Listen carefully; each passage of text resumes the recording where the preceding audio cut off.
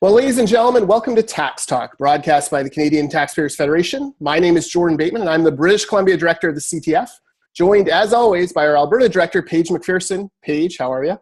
I'm doing well, thanks. A lot going on here in Alberta, hard to keep up, but always good to come on Tax Talk at the end of the week to sum it up for you guys. I love Alberta politics, where the third party with no leader leads the polls. It just tells you we don't need leaders in politics. We just need party brands. Yeah, crazy. Paige and I are joined today by our Prairie Director, Todd MacKay, who has been busy tracking Saskatchewan Premier Brad Wall's brave fight against the Trudeau carbon tax. Todd, how are you doing?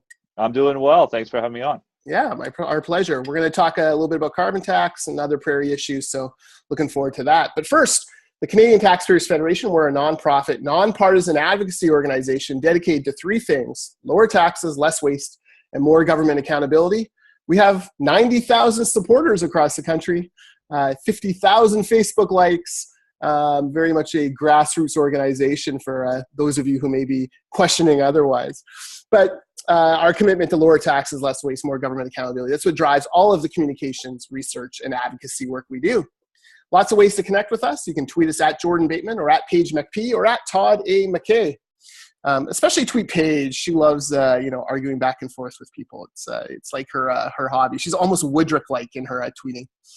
You can also visit our new level. I know, it's like Woody-like. We can also visit our website, taxpayer.com. You can see what we're all working on. You can email me, bc.director@taxpayer.com, and check out our Facebook page because we're doing a ton on there. Facebook.com/taxpayer.com. All right, Paige, what's new with you? So I have a lot of carbon tax related news, a few different things that have come together this week in carbon tax related news.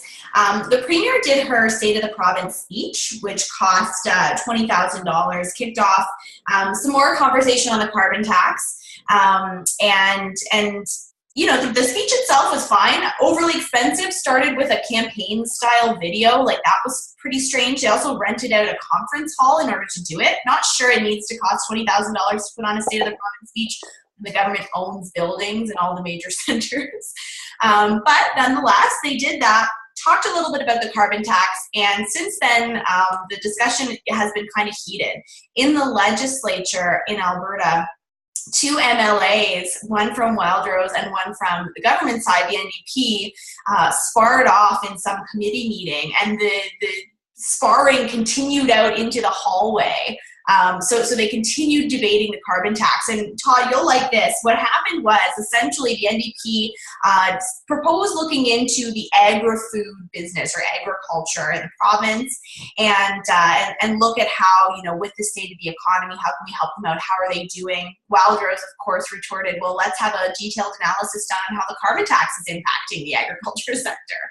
And then that just started this sparring fight that continued on and on and on. And ultimately, the NDP government ended up saying, no, we don't want to do a study into the impacts of the carbon tax on the agriculture sector. Not sure why, if you're imposing any multi-billion-dollar policy, you wouldn't want to at least look into the impacts and at least study those. But that happened, and then we saw late yesterday, the news came out that there was a new poll in Alberta showing yet again that a majority of Albertans oppose the carbon tax. Now it's 2 out of 3. It keeps going up, so 67% of Albertans oppose the carbon tax. So it's been a bit of a gong show related to the carbon tax this week in the province.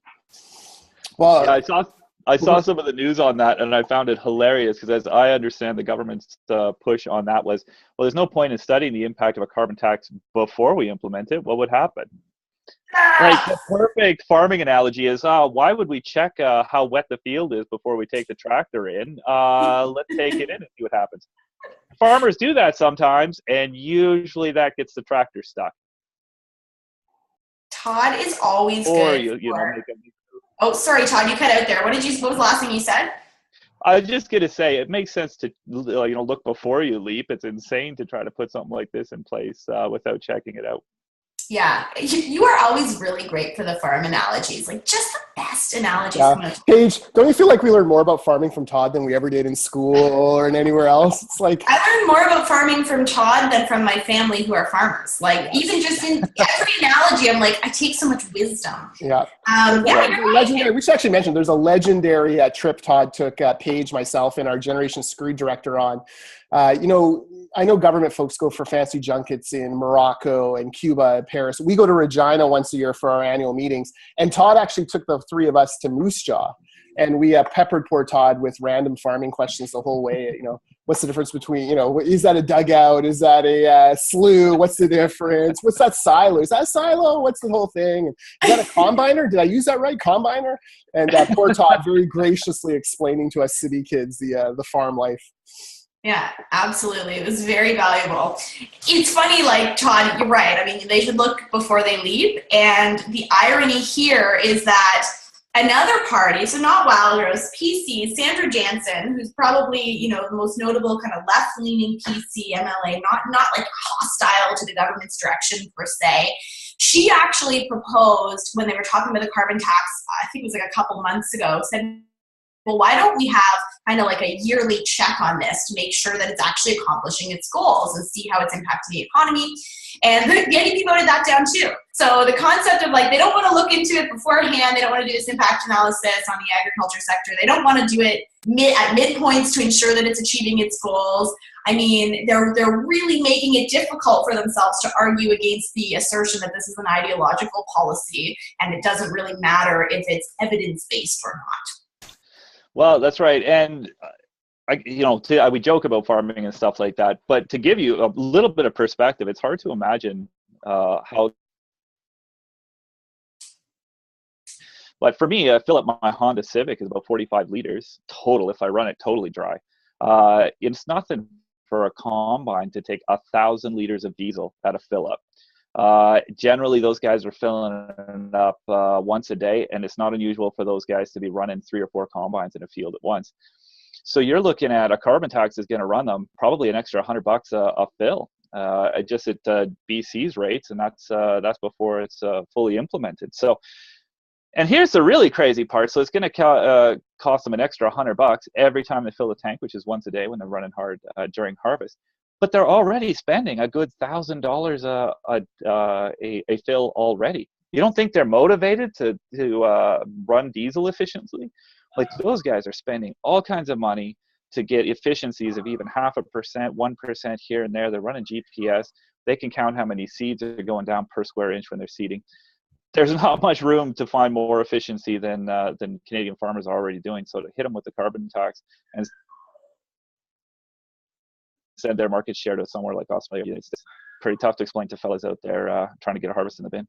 Yeah, I imagine so. And so in Alberta, the farm fuels are exempt, like purple fuel. So fuel used in some farming equipment is exempt. And so the government or people who are defending this policy, their line is, well, farmers aren't going to be touched like this, as if farm fuels are the only input that's going to have the cost increase as a result of the carbon tax for farmers.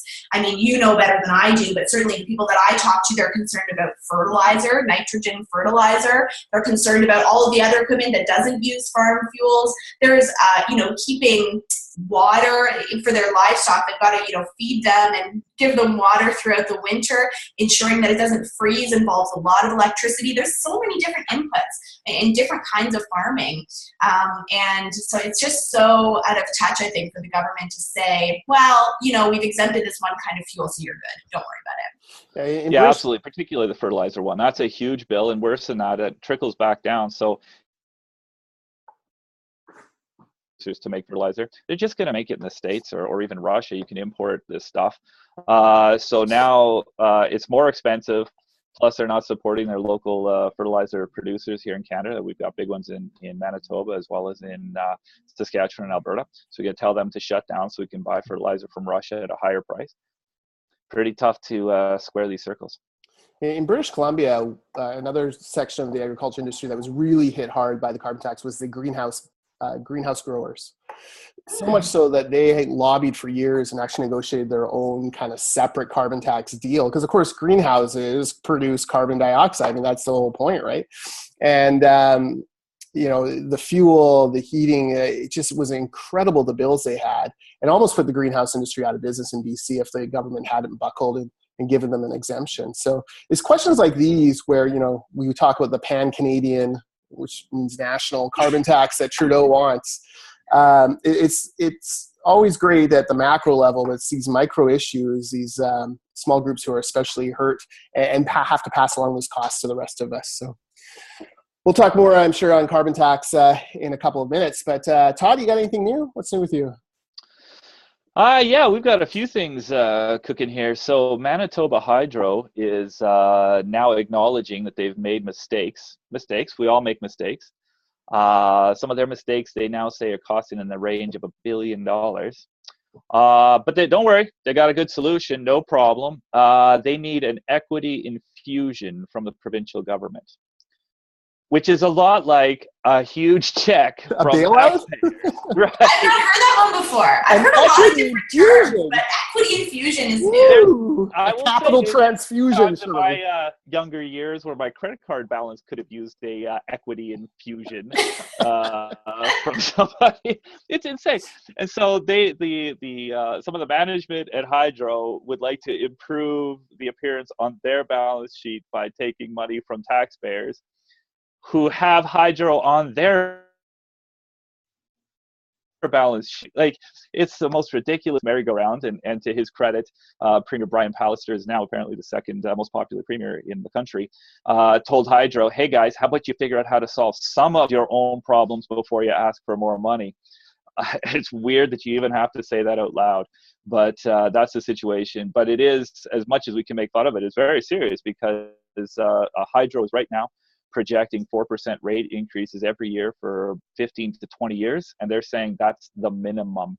It's going to be considerably higher than that, given the heavy tax burden that Manitobans already face, pounding them with massively increasing hydro bills. That's going to really compound some tough economic situations in Manitoba. Mm-hmm. Crazy. The hydro stuff across the country is just ridiculous, right? I mean, we talk about Ontario, which is even worse than Manitoba. British Columbia, we're looking at double-digit increases in coming years. They keep kicking the can down the line. It's actually one of us should probably write an LTT or an op-ed on this, comparing it to how governments kick debt down the line, right? You kick it down the line and eventually someone ends up paying, and it's going to be our kids with debt, and it's going to be us in the next few years with hydro. Mm-hmm. Mm-hmm. All right. Well, my what's new has to do with democracy. So the Vancouver School Board has been fighting for years with the BC government. Tooth and nail, anything the BC government wants to do, the Vancouver School Board has spun as a cut, even though per student funding is way up. There are fewer students in Vancouver, so they get a little bit less money than they used to. The reason for that is Vancouver housing prices are so expensive. Everyone's moved out to Surrey and Langley and places like that to raise their families. But, the Vancouver School Board, very much in the pockets of the big unions, wanted to continue to fight for education funding, which is a noble cause, but certainly runs in conflict with their sworn duty to uphold the Schools Act, which forces them to accept certain things from government, including a requirement to balance their budget. Anyways, fast forward, 8 years of this fighting. It's been ridiculous. A whole generation of kids have gone through the school system dealing with this. Fast forward to this week, and on Monday, the education minister fired the school board, the Vancouver School Board, appointed a single person who will now act as the school board until the elections in 2018. A retired or a school superintendent from another district will act as that kind of sounding board. Naturally, there was a big rally in support of the fired trustees. Notable in that rally was the fact that most people were carrying CUPE and BC Teachers Federation signs. No surprise there that the unions support this. So it's really brought into focus a few different issues in British Columbia. Number one, what is the role of a school trustee? Are they even relevant in this day and age, where so much of education funding and policy is set by Victoria or done on a formula basis? And then second of all, if we do need school trustees, do they have a role to advocate for more funding? But then do they, does that include them, getting petulant and disobeying the law when they don't get what they want? So big issue out here. I'm sort of torn on seeing elected officials fired.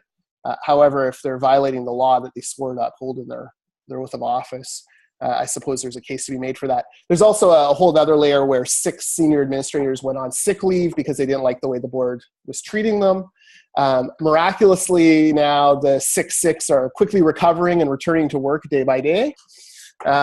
There's a report that's being held up by the Infirm Privacy Commissioner, being vetted by her, looking at exactly some bullying allegations, school board against staff. So there's a whole nother part of this to drop. But situation normal in Vancouver, which is, lots of politics and not a lot of care for the actual students or taxpayers.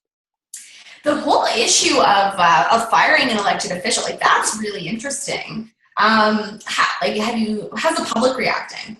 Well, it's happened from time to time in BC. So the NDP fired a school board in the 90s, the Socreds in the 80s. Even, in the last few years in British Columbia, we've seen a couple of other school boards fired. One for massive corruption or something. Crazy things. The problem is there's no recall for elected officials. So it's I was just thinking that, yeah. It's not like voters can take it into their own hands. And, the School Act is clear. You must submit a balanced budget by June 30th every year. If you don't, you could face losing your job. So the public, I'm surprised the public is more mixed than I thought they would be. There's a lot of people who just are tired of the constant nagging and fighting of the Vancouver School Board. And there are a lot of people around the rest of the province who have seen schools close, tough decisions made to save money and to kind of put kids together. And Vancouver's never had to make those decisions. They just were petulant and refused. So, I think the rest of the province would generally be more supportive of the actions that may be in Vancouver itself. Interesting.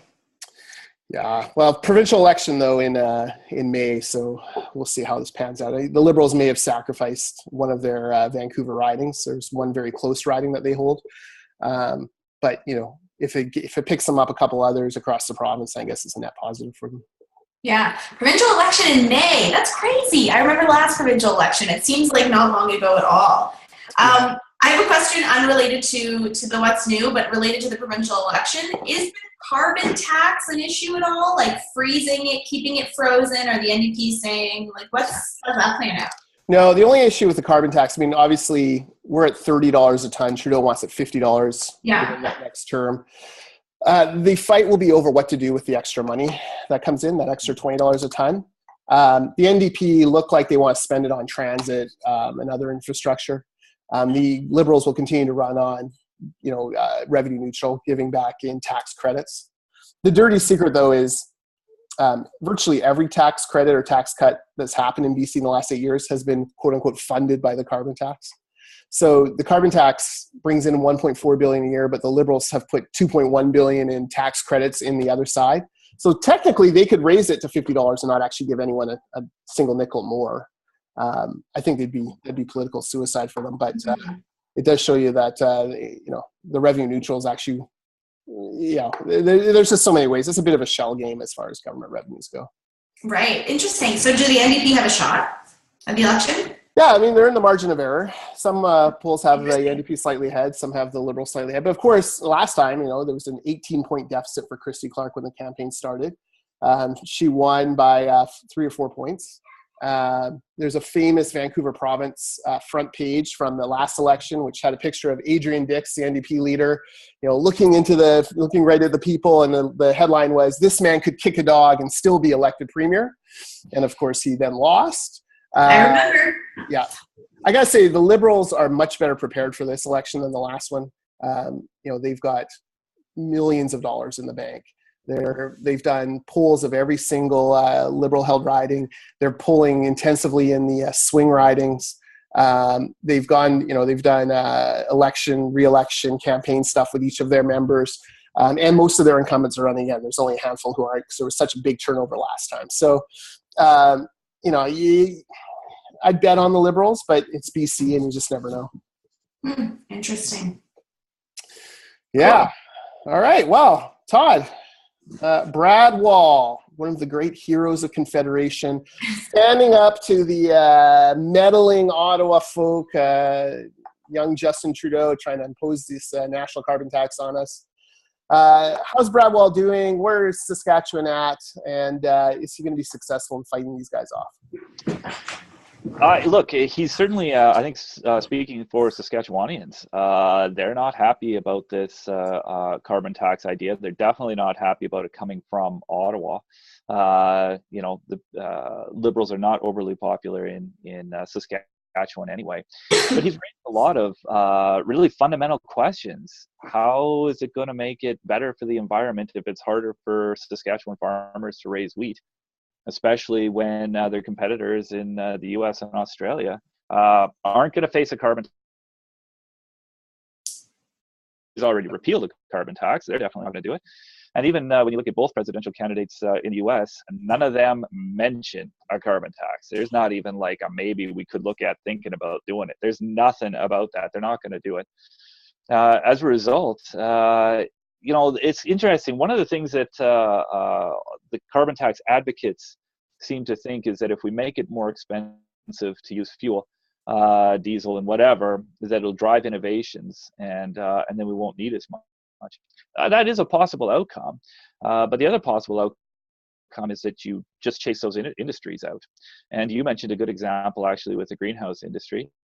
I think probably most Canadians, when I was studying some trade policy stuff, I learned an interesting fact. Most of the flowers, the cut flowers that are sold in Canada come from Colombia.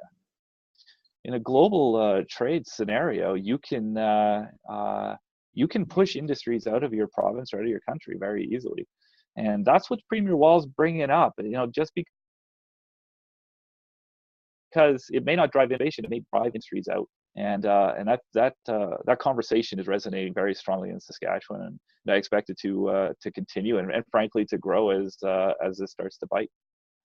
There's actually a great WikiLeaks email from the Podesta emails on the carbon tax, because Bernie Sanders wanted one and Clinton came out and said no carbon tax. And the reason's pretty simple. Jake Sullivan, her pollster, writes to John Podesta, "We've done extensive polling on the carbon tax. It all sucks." That's his exact words. The public just don't want it. And so you can't imagine an American president ever bringing it in. That's right. And even if they wanted to, and I can't really see them trying to even push it through Congress or the Senate. Even if they wanted to, the states would put a huge fight up on that, especially states like North Dakota, Texas, a number of others. It doesn't make sense because they're all aware too that ultimately they're going to be competing with China and a number of other places on a lot of this stuff. The issue of carbon leakage is really the one that the into the floor.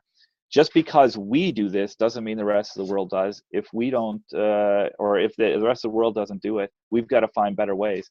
And so what Premier Wall is pushing is really innovation on two fronts. One, driving research and development into finding ways to reduce carbon emissions through technology. So clean coal is one of his major pushes. I think the jury's definitely very skeptical on that one. We'll see whether that turns out. He's put about $1.5 billion into a project here, which I think is really open to criticism, but we'll see how that ends up. But also to adaptation, regardless of how you look at things, the climate is changing, continues to change. So again, to go back to my farm roots, if we're going to have a different climate, we're going to need different crop varieties. Putting money into researching crops that will flourish as the climate changes, that's good for the economy, and that's good if you like eating, whether in Saskatchewan or anywhere else in the world. So those kind of investments, you have to keep your eye on them. You've got to make sure that these don't turn into corporate welfare boondoggles. But on the other hand, carbon taxes don't work. And certainly, Jordan, you've got more experience with that in BC than anywhere else. Emissions continue to go up because farmers and lots of other people continue to have to burn diesel to take crops off and stuff like that. So yeah, Premier Wall's on pretty firm ground here. He's got other problems politically and substantially, but on carbon taxes, man, I think he's singing the right tune here. Yeah, that's great. I should talk about the British Columbia emissions experience. So the carbon tax came in 2008, and the current crop of environmentalists love to point at the sudden drop in carbon emissions in 2008. Now we're actually higher than we were, previous to the carbon tax coming in. But a former environment minister admitted that as much as 2/3 of that drop was because of the 2008 global recession. And the truth is, you really want to reduce carbon emissions in the world, plunge the world into a depression. That's really the most effective way of reducing greenhouse gas emissions. The carbon tax itself has done, very little or nothing to actually reduce emissions. And in fact, emissions in British Columbia have gone up since it's come in. So that's another little fact that the carbon taxers never want to talk about. Well, actually, I found it telling. I think it was, and you can probably get more specific for me here, but I believe it was one of your BC cabinet ministers was pointing out that they need all Canadian provinces to have a carbon tax so that BC is not put at a competitive disadvantage versus other Canadian provinces. It's shocking to me they can't stretch that logic one step further. So if carbon tax is a competitive issue in between provinces, in Saskatchewan, I literally the other day was looking across the border into North Dakota. The wheat looks the same on either side of the border. Aren't we going to be at a disadvantage in Saskatchewan if Buddy in North Dakota is running his combine with fuel that's considerably cheaper? How can we not make this calculation? It's bizarre to me. If you really care about the environment, you've got to do something better than a carbon tax, because a carbon tax doesn't work. Todd can see Russia from his house page. Well, it was. I'll take a brief aside here. I was pheasant hunting in southern Saskatchewan. Me and my buddy were driving along. We're like, "What's that marker over there?" We looked at it. Canada on one side, USA on the other. I was like, interesting. I think I know where we are. We better stay on the north side of this line or we're going to get ourselves in trouble. Yeah, don't try to carry guns across the U.S. border. That's probably not a great idea. Probably a little frowned upon, yeah. Probably not. That's the best headline for the CTF. You're right. I mean, look, the carbon tax in BC has been frozen for 5 or 6 years now, simply because we wanted to wait for everyone else to catch up because of our economic competitiveness. And, the BC Liberals are very adamant that industries that compete outside British Columbia should not be subject to the carbon tax because it does hamper their ability to compete. So, I kind of chuckle when I hear, people pointing to the BC example as, the gold standard for a carbon tax, but, they have different definitions of revenue neutral and they have different definitions of, or they want to apply it to everything and, basically screw over anyone who has to compete with an American or an Australian or a Chinese or an Asian company. So, the BC government, okay, I mean, like if you're going to do a carbon tax, at least look at the model and try to improve upon it. Don't make strides backwards. And really, I mean, if the government is going to, let's say, somehow try to exempt industries that are vulnerable globally because they need to maintain the global competitiveness, you're just screwing over everybody else. Like you're shifting a greater tax burden onto everybody else, like small businesses that are only competing with other small businesses, down the street in Calgary or whatever. And so then or on families, right? Or on schools, charities, all those people who are not competitive or have to be globally competitive are then having the greater tax burden shifted onto them. The whole thing's just a mess. I have an interesting point though about the adaptation argument, because I know that that's something that Brad Wall has been talking about. So in the city of Calgary, they hired a climate change engineer. And when they did this, it was, people saw this and they were like, oh, this is clearly a waste of money. This sounds bogus, whatever. And I actually looked into it. And the job actually requires you to be a real engineer. They weren't just making up some climate change engineer, new discipline of engineering. You have to be a professional engineer. You have to have experience. And the whole role was looking at infrastructure and incorporating, whatever new realities we're facing because of climate change into new infrastructure projects. And so when I was originally called for a media interview about this, the journalist was saying, doesn't this sound like a crazy waste of money? But when I looked into it, I said, actually, I think this is a good use of money. This is probably exactly what we should be doing. Instead of imposing this massive carbon tax that's all pain and no gain, not accomplishing our goals at all, let's be realistic about the impact that we can have, which is basically nothing when it comes to global climate change. Let's acknowledge the fact that carbon tax or no carbon tax, we're going to be facing this new climate reality anyway. So we are going to need to adapt anyway. So spending that little bit of extra money to do that extra research into what infrastructure we're going to need. I mean, in Calgary, obviously the main thing is flooding, looking into it. Our flood risk is going to be higher in future. I actually think that that's exactly where we should be investing our time and money. So it was a funny example in Calgary because it sounds so silly, as many government positions do. But that's probably, I think, exactly what we should be doing. So I think Brad Wall's right on this one. Yeah, and actually, I mean, we've got a strong history of this. So when farmers first started farming in Saskatchewan, my grandma, I was talking to my grandma, she remembers wheat crops that were 6 feet tall. Just huge. I mean, it would look beautiful, but I mean, when you look at the crops we have now, they're like 1.5 feet, maybe 2 feet. They don't take as much energy. They don't take as much out of the soil. They don't. Even if you haven't spent a ton of time in Saskatchewan, you know that it's windy pretty well all the time. So that's a big deal. That small change made a huge difference in terms of Saskatchewan's economy, but also the ability of people here to feed millions of people around the world. There's going to be more changes like that. There's going to continue for us to take climate change into account as we're making those changes and targeting research and development investments. That's just smart. But I do want to pivot just a little bit here to talk about a Fed-Prov issue too. One of the things, one of the key liberal messages into Saskatchewan, particularly Ralph Goodale, our lone liberal member of parliament, he's saying every penny collected out of Saskatchewan via a carbon tax will go back to Saskatchewan. It's no wealth transfer. This is all going to go back to Saskatchewan. He speculated that, you know, Saskatchewan could use the money to get rid of the provincial personal income tax completely, which, hey, look, I'd be happy to not pay provincial income tax. That part sounds great. But there's two major problems with that. So first of all, we're going to be then having basically farmers and folks working in potash mines and on oil rigs paying for all of our schools and hospitals. So that, first of all, the fairness issue of that is a little bit concerning.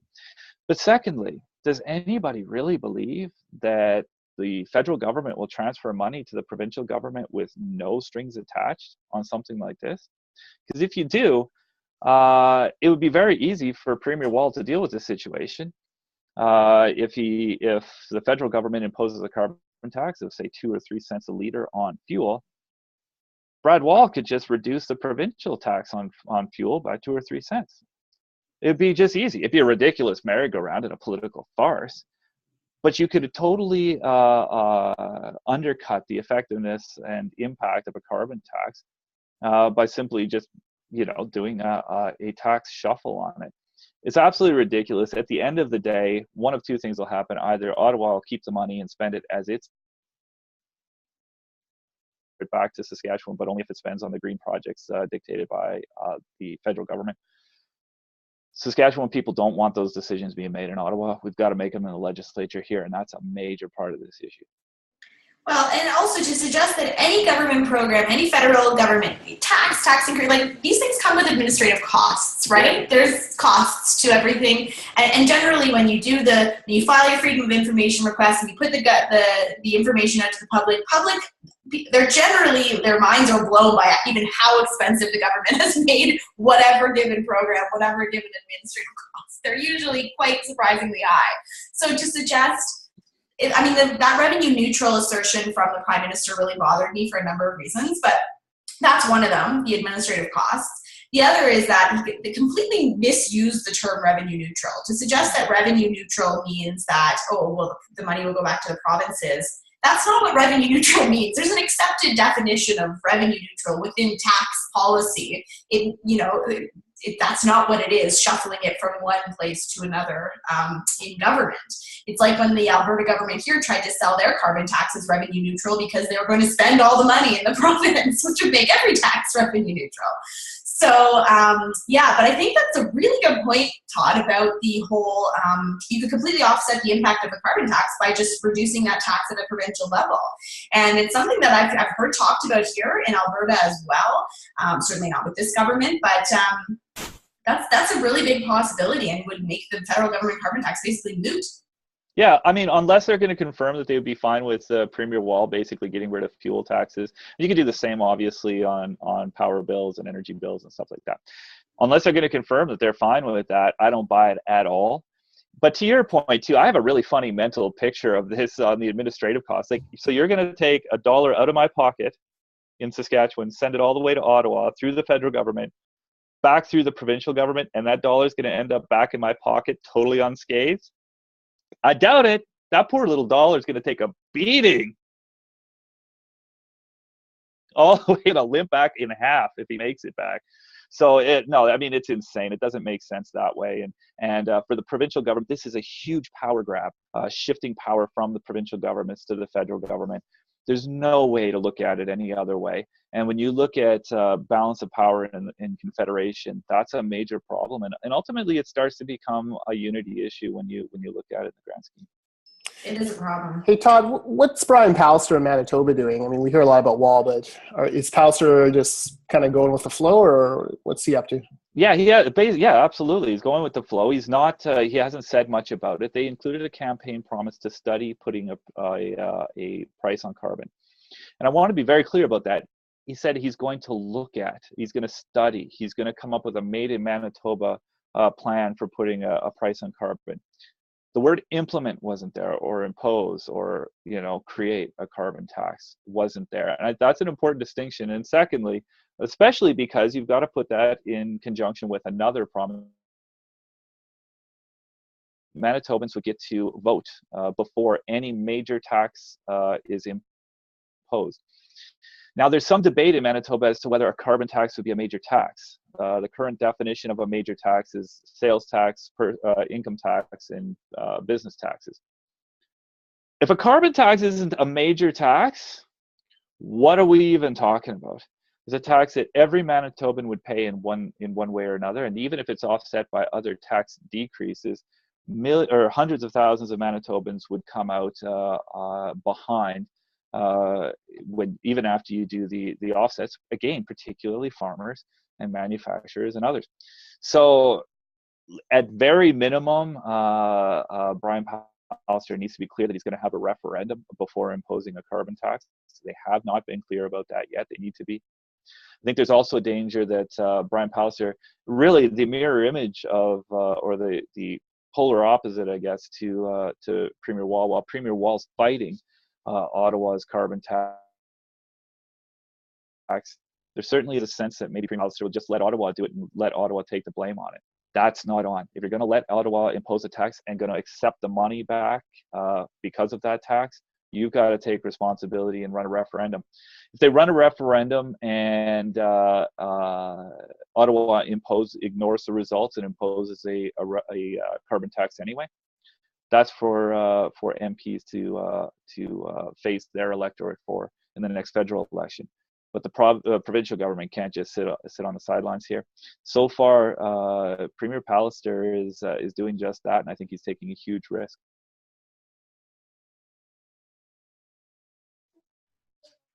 Oh, I was on mute. I saw your son there, Jordan. He hates the carbon tax too, right? So it's a cameo appearance by Justin Bateman there. Sneaking in, like, it's be good if he had like a protest sign. I can give him a bumper sticker if he wants. Scrap the carbon tax. Paige, it's like Pro D-Day number 5 out of 731 we're going to have this year. So that's what I'm hearing about. Like, that there's just so many. I've heard that from other people in BC too. That there's a million of these. We used to call them PD days in Ontario. Just basically a day off for students and a day for parents to scramble to find childcare while their kids are not in school. Yeah. Hey, to type the carbon tax conversation, Paige, how's your campaign going, and where can I get my carbon tax bumper sticker?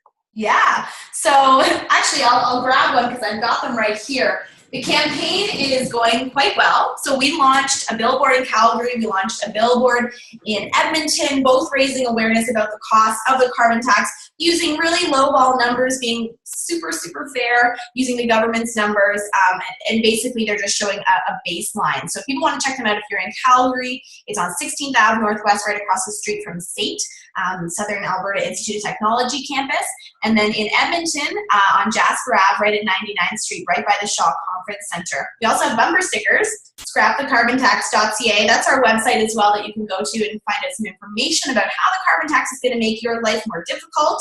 And you can order these bumper stickers. We're sending them out for free. Apologies to everybody who has ordered one and not received it yet, because we were just absolutely overwhelmed with orders. We had originally ordered like 3,000 of them, and we need like 15,000 so far, and they're still coming. So, and we've got a really small staff, right? We don't just talk the talk about being grassroots and small and pretty cheap. We really are.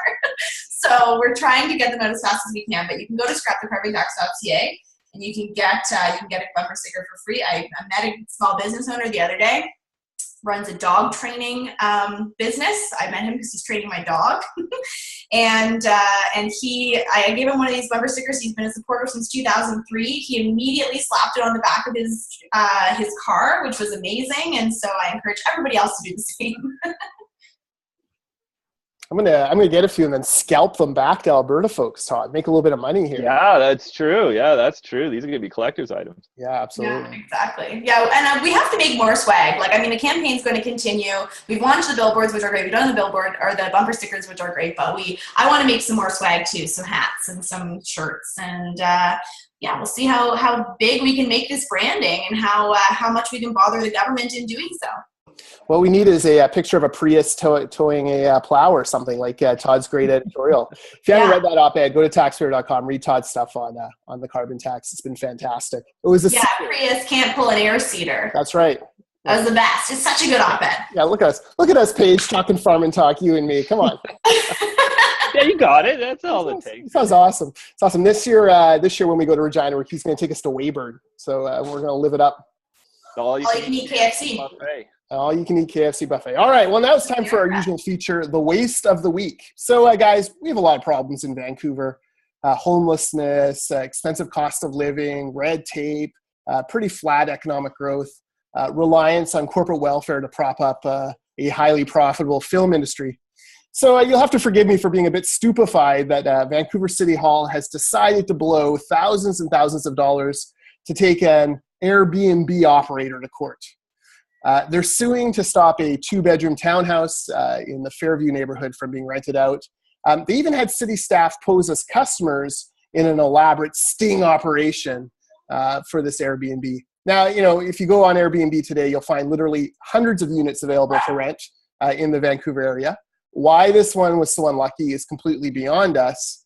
But heaven forbid that the free market exists in Gregor Robertson's Vancouver. So thousands of dollars to chase down one Airbnb operator. That is our waste of the week.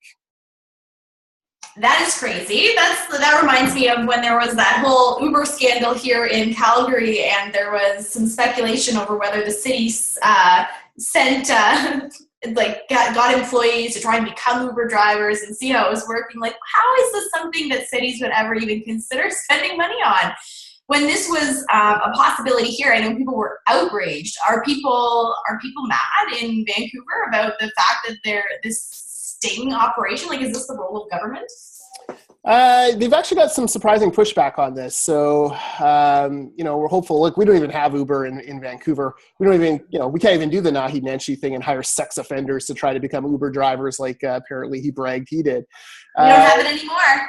Oh, there you go. Well, we got nothing. So, and in fact, taxi license suspended for another year. So they're not even adding more taxis. An hour-long wait the other day for a taxi in downtown Vancouver. But nonetheless, the sharing economy, Gregor Robertson talks a lot about wanting to be progressive and green and inspire young tech entrepreneurs. And then he goes after Airbnb with a tax, goes after them in court, bans Uber, certainly doesn't walk the talk. Well, that's it for this episode of Tax Talk from the Canadian Taxpayers Federation. Be sure to follow us all on Twitter at Paige MacP or at Jordan Bateman or at Todd A. MacKay. And if you're listening to this on iTunes, please subscribe and give us a good rating. check out our website, taxpayer.com. We'll be back next week with another tax talk. Thanks, everyone. Thanks.